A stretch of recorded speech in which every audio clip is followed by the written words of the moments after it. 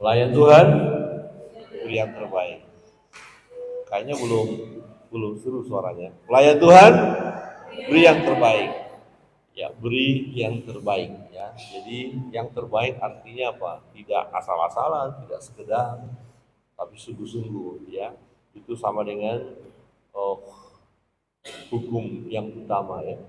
Kasih Tuhan Allahmu dengan segenap ya, segenap hatimu, segenap jiwamu, segenap akalmu, segenap. Jadi serius, beri yang terbaik. Nah, kami dipersiapkan dari sini. Visi GKRI apa ya? Visi GKRI melaksanakan amanat agung dengan berhiaskan kekudusan. Oke, sekali lagi ya, 1, 2, 3, melaksanakan amanat agung dengan berhiaskan kekudusan. Oke, ayatnya jelas ya, Matius pasal 28 ayat 18, bisa dari sini kita sedikit mengingat dulu. Ada hukum belajar itu adalah ulangilah, ulangilah, ulangilah.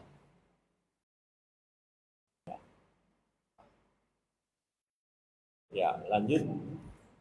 Ya, menjadikan murid. Oke, sekali lagi. Ya, kita baca ini. Ya, mulai ayat 18 ya. 1, 2, 3. Yesus mendekati mereka dan berkata, "Kepadaku telah diberikan segala kuasa di surga dan di bumi.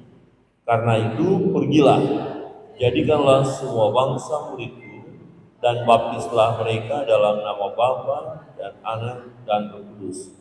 Dan ajarlah mereka melakukan segala sesuatu yang telah kuperintahkan kepadamu. Dan ketahuilah, aku menyertai kamu senantiasa sampai akhir zaman, sampai kepada akhir zaman." Nah, perhatikan kita di situ, pergilah, kita bekerja, bergerak, memberitakan Injil. Jadi pergi itu memberitakan Injil. Orang yang percaya kepada Yesus ya akan dibaptis. Ya, jadi semua bangsa muridku dan baptis mereka. Yang dibaptis itu yang percaya. Bagaimana mereka percaya? Harus dengar firman Allah. Yang berseru di dalam nama Yesus akan diselamatkan. Ya, yang berseru di dalam nama Yesus akan selamat. Tapi bagaimana mereka bisa berseru dalam nama Yesus kalau mereka belum pernah mendengar? Nah, mengapa mereka belum mendengar? Karena belum ada yang pergi. Ya, kenapa nggak ada yang pergi? Karena nggak ada yang memutus. Jadi gereja itu memutus.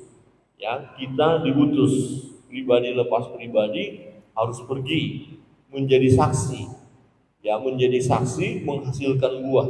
Jadi waktu saudara dan saya pergi menyaksikan cinta kasih Tuhan, menyaksikan tentang Yesus yang satu-satunya, ya satu-satunya jalan keselamatan itu hanya melalui Yesus, manusia yang sudah berdosa tadi ya akan bisa masuk surga, akan diselamatkan. Jadi waktu saudara dan saya nanti memberitakan Injil, yang percaya dalam hati, mengaku dengan mulut bahwa Yesus Kristus adalah Tuhan dan Juru Selamat secara pribadi. Nah, seseorang perlu dituntun. Ya, setelah dia percaya, mau mengakui Yesus sebagai Tuhan dan Juru Selamatnya secara pribadi, nah kemudian kita tuntun mereka. Ikuti saya berdoa, kira-kira begitu. Saudara, Bapak Ibu sudah pernah tentu mengalami hal itu ya? Sudah? Amin. Sudah pernah terima Yesus kan? Nah, berarti saudara bisa membimbing orang lain datang kepada Yesus atau menerima Yesus sebagai Tuhan dan Juru Selamat mereka secara pribadi. Nah, pelajaran kita akan kita lanjutkan ya. Nanti kita akan ada praktek sejenak. Saya kiri kanan saja. Kalau ada suami istri bagus ya. Untuk belajar supaya kita melatih, karena kalau nggak kita latih kita kadang-kadang nggak bingung juga ya. Ya bagaimana seseorang menerima Tuhan Yesus sebagai Tuhan dan Juru Selamatnya secara pribadi. Baik, lanjut LCD-nya.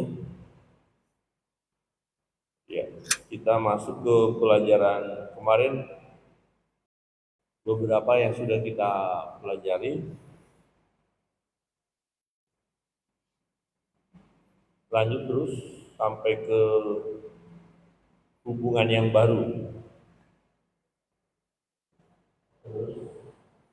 Ya, ini hubungan yang baru. Ya, kita lihat kembali. Masih ingat sampai di sini ya? Hubungan yang baru. Nah, apa yang dimaksud dengan hubungan yang baru? Nah, waktu manusia jatuh ke dalam dosa, firman Tuhan katakan apa? Semua manusia sudah jatuh ke dalam dosa dan telah kehilangan kemuliaan Allah. Hubungan itu yang putus. Yang hubungan itu putus. Nah, bagaimana supaya hubungan itu dipulihkan? Hanya satu cara, hanya melalui Yesus.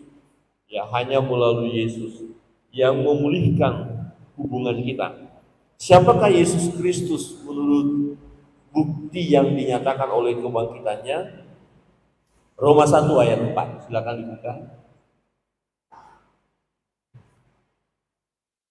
Jadi kita tahu siapakah Yesus sehingga dia bisa ya memulihkan hubungan kita dengan Allah Bapa di surga. Roma 1 ayat 4, sudah? Ya, kalau sudah silakan dibaca satu bersama-sama ya. 1, 2, 3.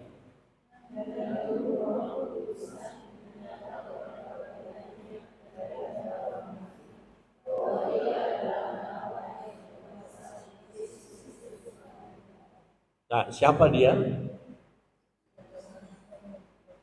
Ya, di ayat itu. Roma 1 ayat 4. Sudah ya? Paham siapa Yesus itu dikatakan? Allah.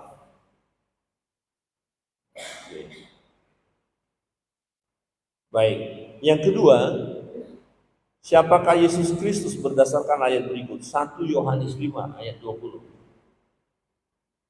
1 Yohanes 5 ayat 20. Sudah ketemu?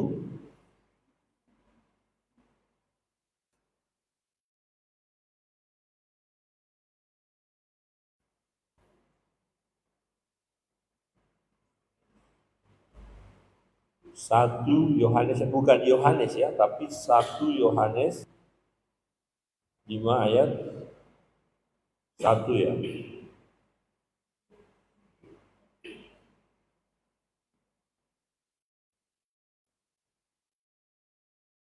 1 Yohanes 5 ayat 20. 1 Yohanes 5 ayat 20. 1 Yohanes 5 ayat 20, kita baca bersama-sama ya. 1, 2, 3. Akan tetapi kita tahu bahwa anak Allah telah datang dan telah mengaruniakan pengertian kepada kita supaya kita mengenal yang benar dan kita ada di dalam yang benar, di dalam anaknya Yesus Kristus. Dia adalah Allah yang benar dan hidup yang kekal. Nah, siapa Yesus di ayat ini? Menurut ayat ini siapakah Yesus? Ya. Dia siapa? Anak Allah. Jadi kalau disebut anak Allah itu adalah Yesus. Gak ada yang lain. Yang pengertian anak Allah, kalau kita nanti belajar, istilah anak Allah yang artinya dia adalah Allah. Jadi bukan ada bapaknya, ibunya, kemudian dia lahir melalui bapak dan ibu, bukan. Jadi itu istilah. Nah, ini kemarin ada di YouTube diperdebatkan. Berarti bapaknya siapa? Ya, ibunya siapa? Gitu ya. Jadi ini istilah yang artinya adalah dia adalah Allah. Nah, dikatakan anak Allah telah datang, ya, yaitu Allah menjadi manusia. Anak Allah telah datang, dia disebut anak Allah dan telah mengaruniakan apa dikatakan? Pengertian kepada kita. Jadi kalau saudara akhirnya paham, mengerti tentang Allah, tentang Dia, tentang dosa, siapa yang memberi pengertian itu? Yesus. Ya, Yesus, dia adalah anak Allah itu. Nah, tujuannya apa? Supaya kita mengenal yang benar. Jadi saudara mengenal yang benar. Yang benar itu siapa? Ya, yang benar siapa? Yesus, ya, Allah. Coba perhatikan aja. Mengenal yang benar dan kita ya ada di dalam yang benar, di dalam anaknya Yesus Kristus. Jadi siapakah kebenaran itu? Yesus. Yesus berkata, akulah jalan dan kebenaran dan hidup. Nah, perhatikan ayat berikut. Di dalam anaknya Yesus Kristus, Dia adalah Allah yang benar dan hidup yang kekal. Jadi kita ada di dalam Yesus, berarti ada di dalam yang benar, ada di dalam hidup yang kekal. Jadi kalau kita mati pasti masuk surga, ini biasa. Pertanyaan gini, kalau saudara ingin tahu, melihat orang ini udah Kristen katakan, tapi apakah sudah lahir baru atau tidak? Coba tanya, kalau kamu mati nanti masuk surga apa enggak? Nah, kalau bilang, mudah-mudahan, kayaknya sih enggak, tapi saya sih pengen. Ya, itu bukan urusan saya, yang mati nanti urusan dengan Tuhan. Nah, kalau ini jawabannya, kira-kira saudara bisa melihat orang ini sudah lahir baru atau belum? Belum. Ya, belum pernah dia mengerti tentang kelahiran baru, walaupun jadi Kristen. Tapi kalau ditanya, kalau hari ini kamu mati masuk surga, oh pasti. Kenapa? Karena saya percaya Yesus. Yang percaya kepadanya tidak binasa, melainkan beroleh hidup yang kekal. Nah, orang ini udah lahir baru belum? Udah lahir baru belum? Sudah, karena dia yakin dengan imannya kan. Nah, dia di dalam Yesus, perhatikan.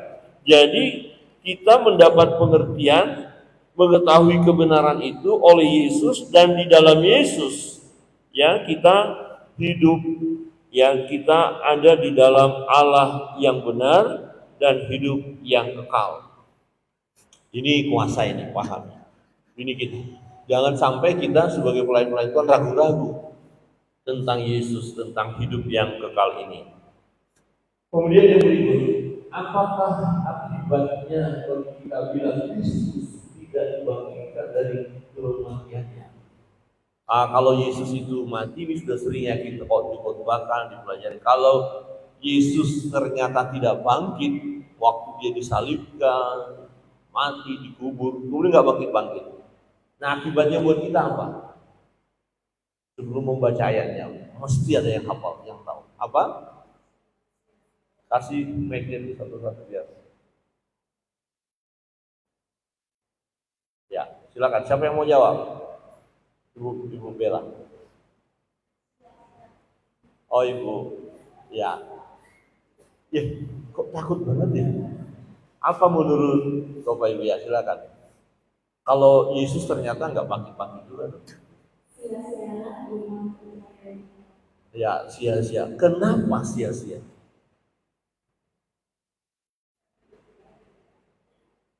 Mau ada yang bantu silakan. Oh, Ibu Emma mau bantu. Harus.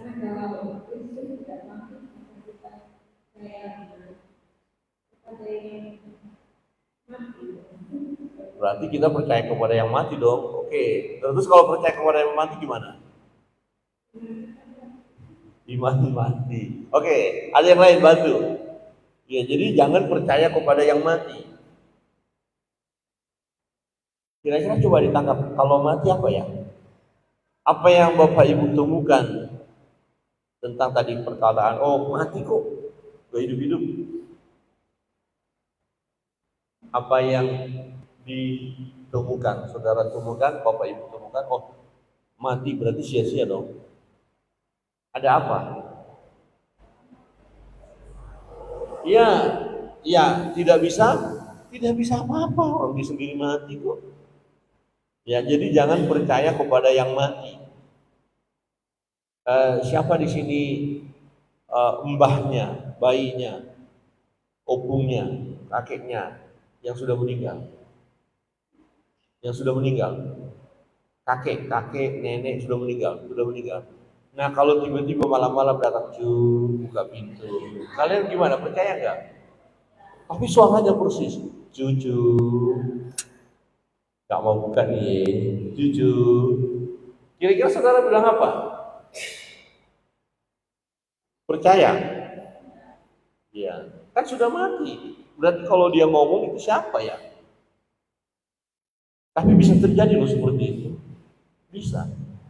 Jujur, kopinya kurang manis. Kira-kira gimana? Terus kita lain ini enak aja ya. Kalau sudah mati, selesai. Ya. Tapi ada penampakan-penampakan, ada suara-suara. Jangan percaya dengan itu. Ya. Jadi yang mati nggak bisa buat apa-apa, titik. Tapi kok ada orang datang menyembah ya, tuh pasti panggil roh leluhur, nenek moyang, itu apa? Nggak perlu. Kita pun, oh kita hormati dia, kita kasih makanan yang enak, nggak perlu, nggak bisa buat apa-apa. Jadi kalau Yesus itu mati tidak bangkit, nggak bisa buat apa-apa. Tapi karena dia hidup, ya dia bangkit kan? Hidup dong, nggak mungkin orang mati bangkit. Jadi, karena dia hidup maka bangkit keluar dari antara orang mati itu, dari kematian itu. Berarti dia bisa berbuat sesuatu dan dia bisa mengampuni dosa ya, menyelesaikan dosa karena dia berkuasa. Mari buka 1 Korintus 15 ayat 13. 1 Korintus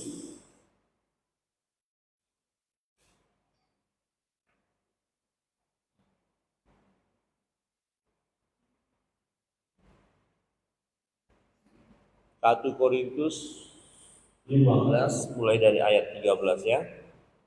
Kita pelan-pelan lihat bersama-sama belajar ini. Ayat 13. 1, 2, 3.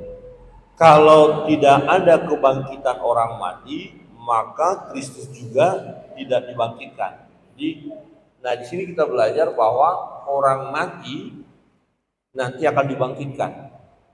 Sering dengan khotbah ini kan, waktu pemakaman, waktu penghiburan. Jadi akan dibangkitkan. Nah, nanti kalau dibangkitkan adalah ini kemana larinya nanti dia? Mau masuk hidup kekal, atau mati kekal, atau masuk surga kajian nanti, atau masuk neraka. Ya, jadi nggak langsung kalau udah mati udah selesai masalahnya, enggak. Ya, oke, ayat 14. 1, 2, 3. Tetapi andai kata Kristus tidak dibangkitkan, maka sia-sialah pemberitaan kami dan sia-sialah juga kepercayaan kamu. Nah, itu tadi, sia-sia dong. Loh, dia nggak bisa buat apa-apa. Begitu ya. Karena dia tidak bisa buat apa-apa ya sia-sia. Ngapain percaya kepada yang mati? Ayat 15. 1, 2, 3. Lebih daripada itu, kami ternyata berdusta terhadap Allah, karena tentang dia kami katakan bahwa ia telah bangkit Kristus, padahal ia tidak membangkitkannya. Kalau andai kata benar bahwa orang mati tidak dibangkitkan. Jadi ada orang yang percaya bahwa tidak ada kebangkitan itu. Tapi ada yang percaya ada kebangkitan.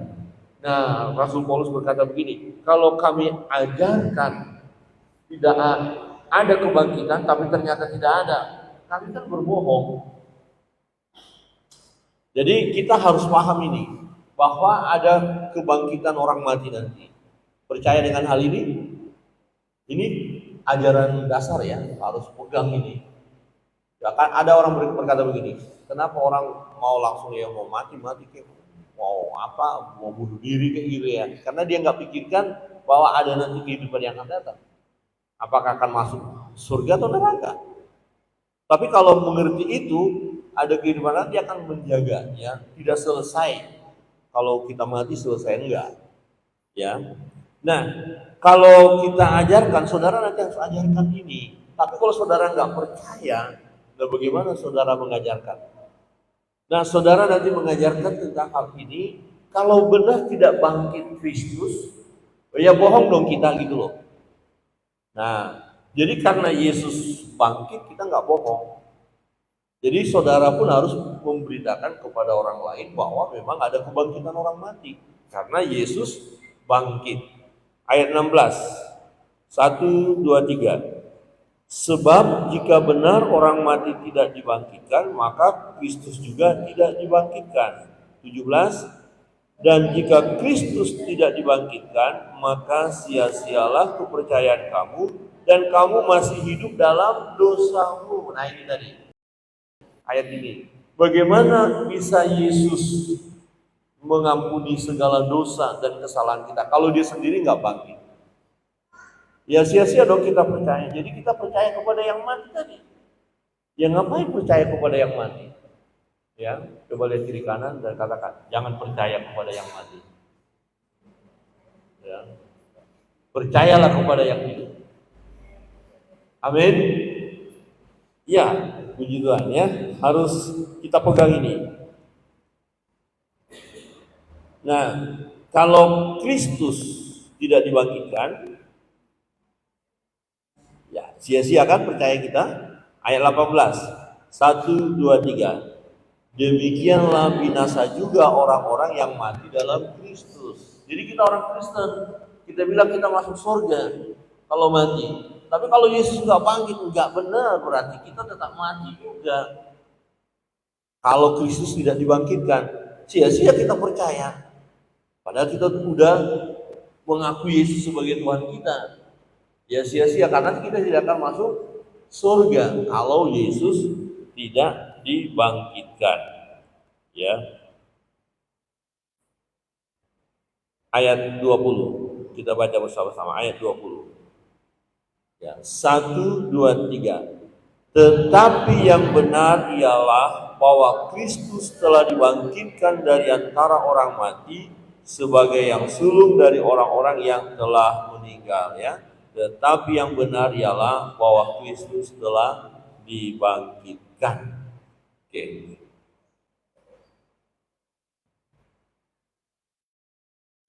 Kemudian berikut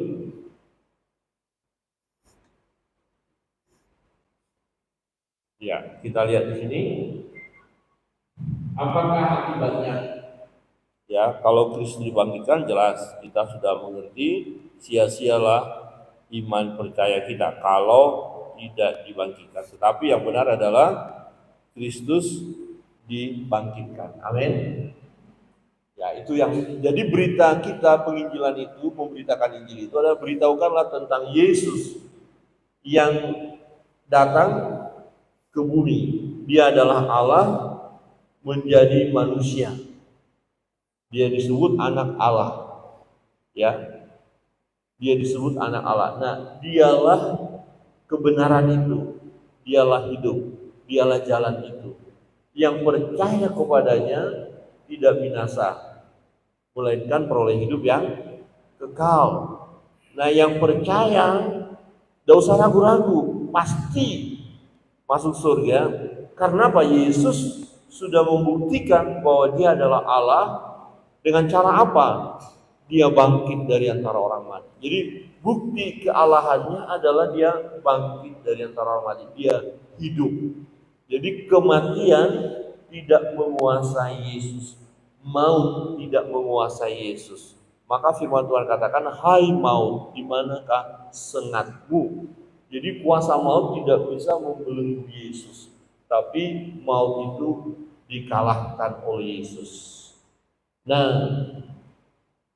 ini sama-sama ya, yang Bapak sampaikan ini kita sampaikan kepada orang lain itu sama dengan kita sudah memberitakan tentang Yesus, tentang Injil. Kemudian kita bertanya, percayakah kamu bahwa Yesus itu Tuhan?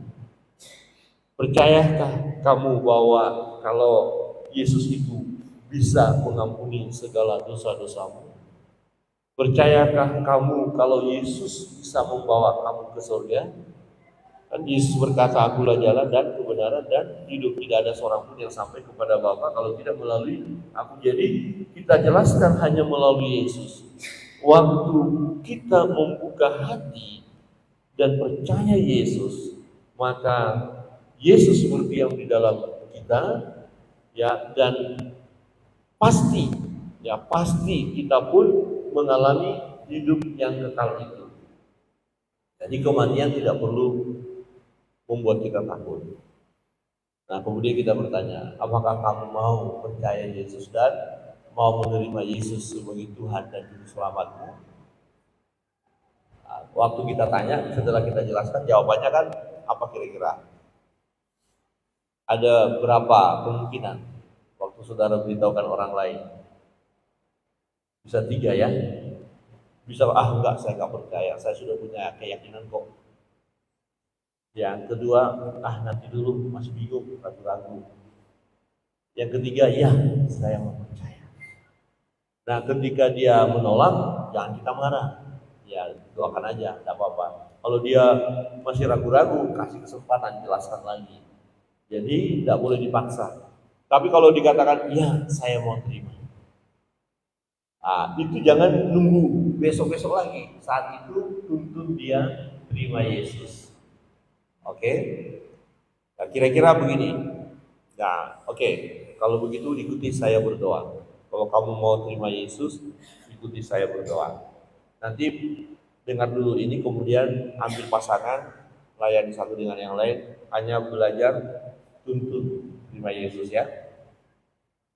Tuhan Yesus, saya akan ikuti saya berdoa ya. Tuhan Yesus, hari ini aku bersyukur, aku mendengar firman-Mu. Tuhan Yesus, aku percaya Engkau adalah Tuhan dan Juru Selamat yang hidup. Engkau memberikan hidup kekal kepada setiap orang percaya. Saat ini aku percaya kepadamu.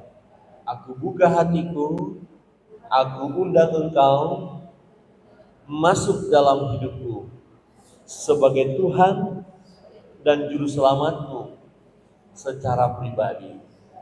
Bertahtalah dalam hidupku. Terima kasih Tuhan Yesus. Amin. Nah, setelah doa, kita tanya, sekarang Yesus ada di mana? Di hati. Oh, kalau masih bingung di mana ya? Loh, tadi waktu doa gimana? Aku buka hatiku, aku undang. Nah, ayatnya di mana? Ya ini kemarin anak sekolah minggu nyanyi itu. Tok tok tok. Tok tok tok. Nah, gitu ya. Aku berdiri di depan pintu dan mengetok. Siapa yang membuka pintu, aku akan masuk. Ayatnya di mana? Biasanya pelayan-pelayan Tuhan cepat hafal ayatnya. Wahyu, ya kuat Andi bicara. Wahyu 3 ayat 20. Ayo kita buka Alkitabnya atau HP-nya. Wahyu 3 ayat 20. Nah, ini meyakinkan apa yang kita ajarkan, sehingga kalau ini mendarat ya, pengajarannya benar kepada seseorang, dia akan kuat. Dia tidak akan gampang beralih kepada jalan yang lain. Wahyu 3 ayat 20. Sudah? 1, 2, 3. Lihat, ya, dan mengetok.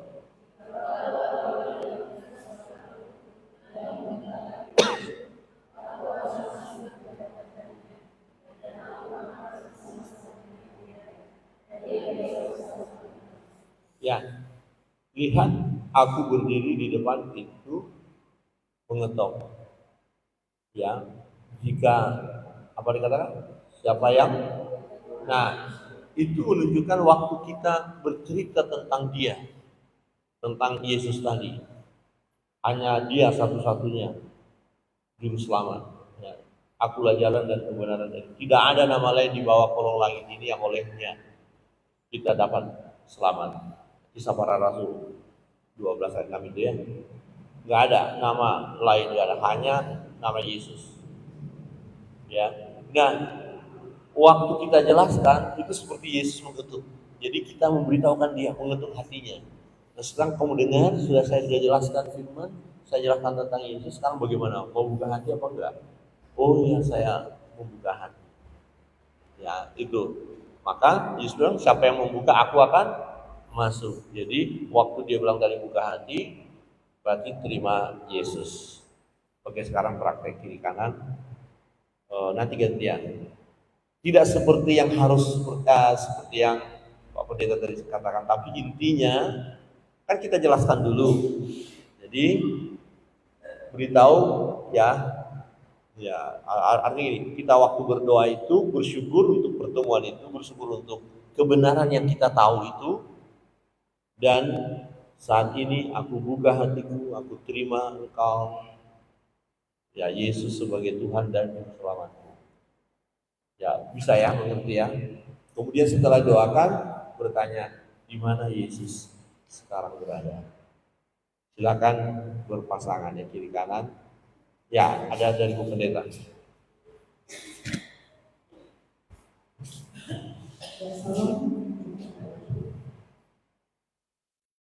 Ya, prakteknya begini, bisa dua orang.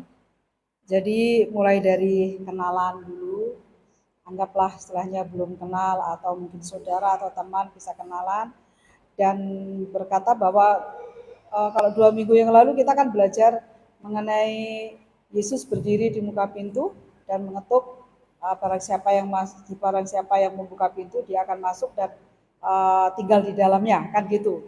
Jadi nanti bertanya apakah istilahnya ibu atau bapak atau kakak sudah pernah menerima Yesus seperti ini. Nah, seperti itu ya pertanyaannya. Bisa?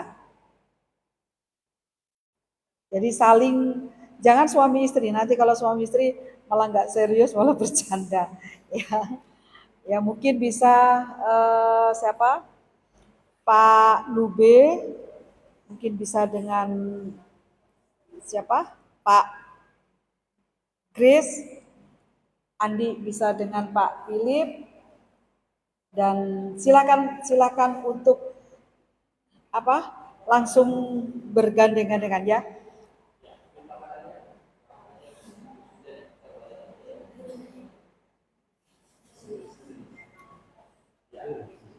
Enggak, jangan. Pak Philip bisa atau Andi yang ke sana.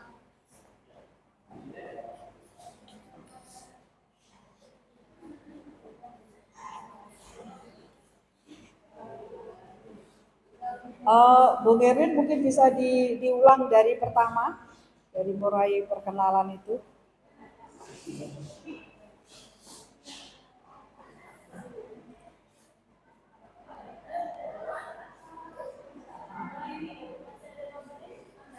Hah?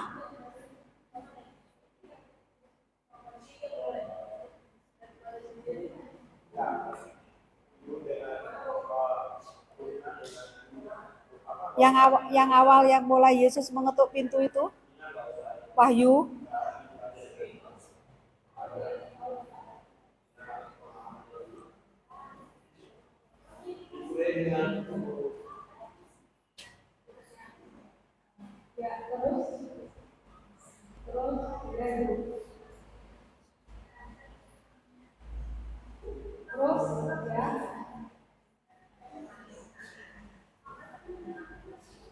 Nah itu ya pertanyaannya ya. Sudahkah saudara menerima terus dengan cara ini? Jika demikian, menurut saudara di manakah Yesus itu nanti kalau sudah menerima ya?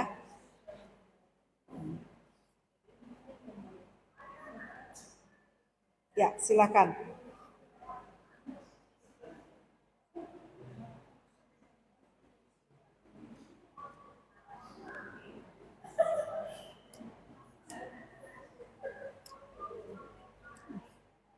Itu ada yang bicara?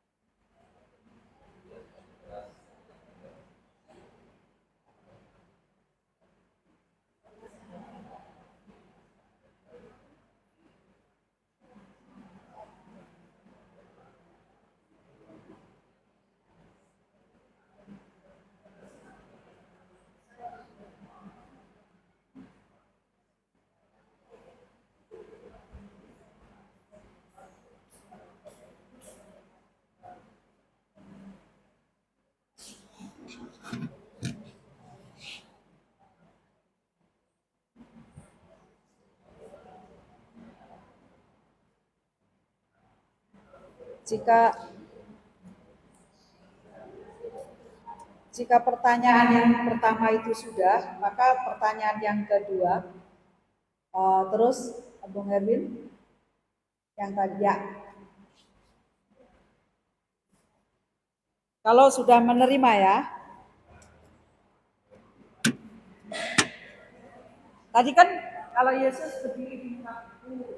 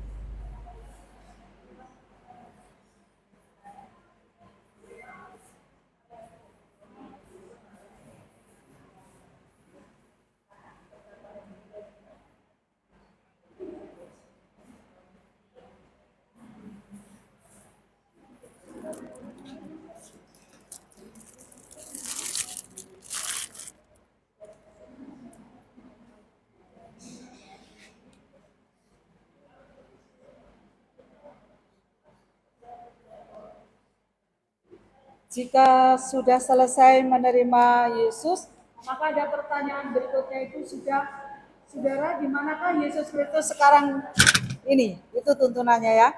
Jadi saling bertanya, di manakah Yesus sekarang? Ya. Hah? Ya, silakan saling bertanya di manakah Yesus sekarang.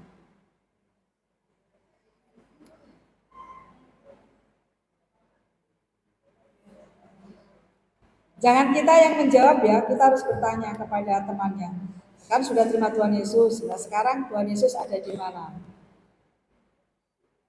Kalau ada di surga jawabannya berarti salah.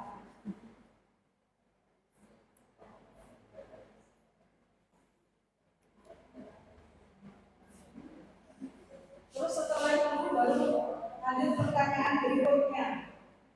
Berdasarkan wahyu 3:20, bagaimana saudara dapat mengetahui bahwa Yesus ada di dalam hidup saudara?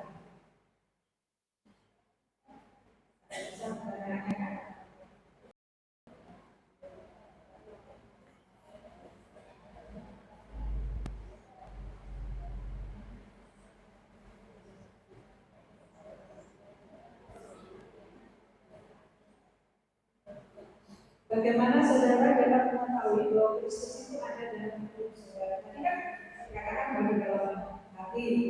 Bagaimana saudara tahu bahwa Yesus itu ada di dalam hati?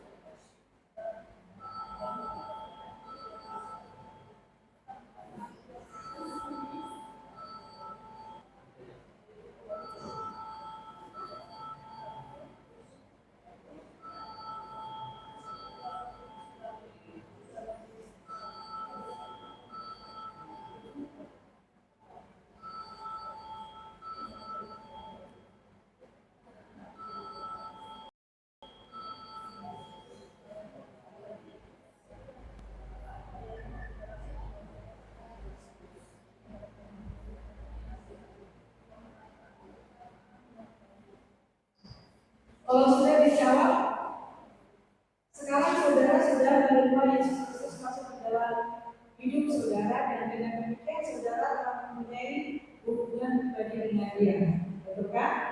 Mempunyai pribadi. Nah, saudara tidak menjadi orang Kristen karena melakukan kehidupan yang baik atau karena dilahirkan di tengah keluarga Kristen. Lanjut.